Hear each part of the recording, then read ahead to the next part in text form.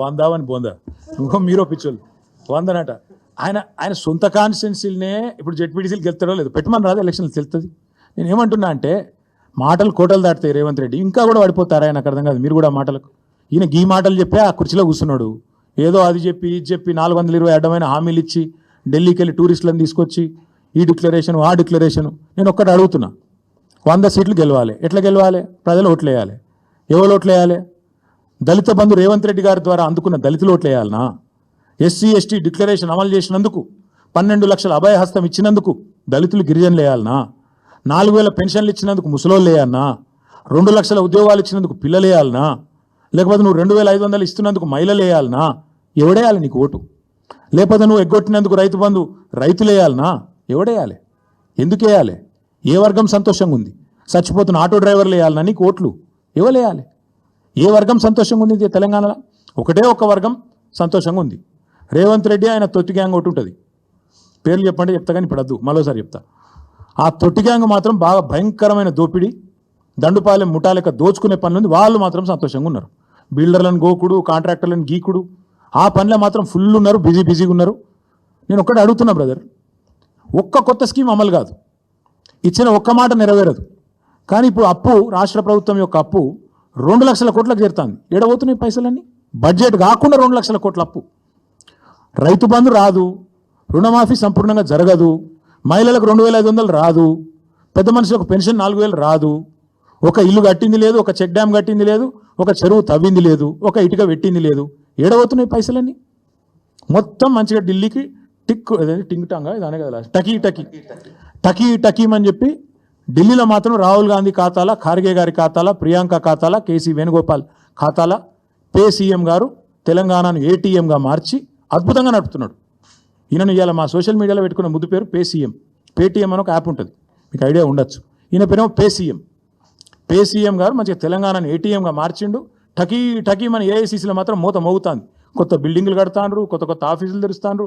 ఈయన పదవి మాత్రం బ్రహ్మాండంగా ఉన్నది, కాపాడుకుంటాడు. గది తప్ప ఓటేసేవాడైతే ఈయనకి ఇక్కడ ఎవడు కూడా లేడు. వందనా వాని బొందనా అని అందుకే అన్న. ముఖ్యమంత్రి గారంటే గౌరవం ఉంది, కానీ ఇక ఆ మాట అనక తప్పలేదు.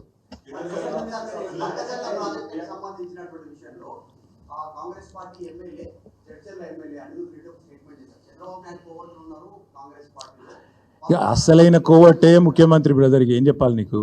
సిసలైనోడే ముఖ్యమంత్రికి. అస్సలు కోవట్టు. రాష్ట్రంలో నడుస్తున్నది ప్రజాపాలన కాదు, రాష్ట్రంలో నడుస్తున్నది కోవట్టు పాలన. చంద్రబాబు నాయుడు గారి కోవట్టు ఇవాళ రాష్ట్రాన్ని ఏలుతున్నాడు. ఇది వాస్తవం.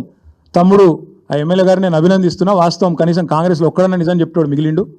ఆ ఎమ్మెల్యే గారిని నేను అభినందిస్తున్నా, ఎందుకంటే కరెక్ట్ ఆయన చెప్పింది.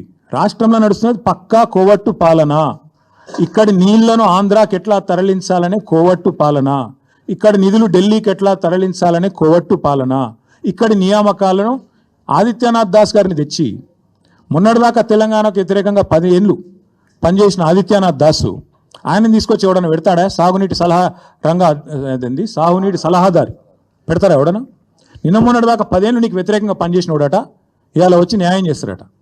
ఏమన్నా మెడకాయ మీద తలకాయ ఉన్నోడు చేసే పని. అందుకే అంటున్నా, రాష్ట్రంలో జరుగుతున్నది కరెక్ట్గా కోవట్టు పాలన. This man the chief minister is a coward అనే డౌటే లేదు, అలా అనుమానం ఏముంది మీకు?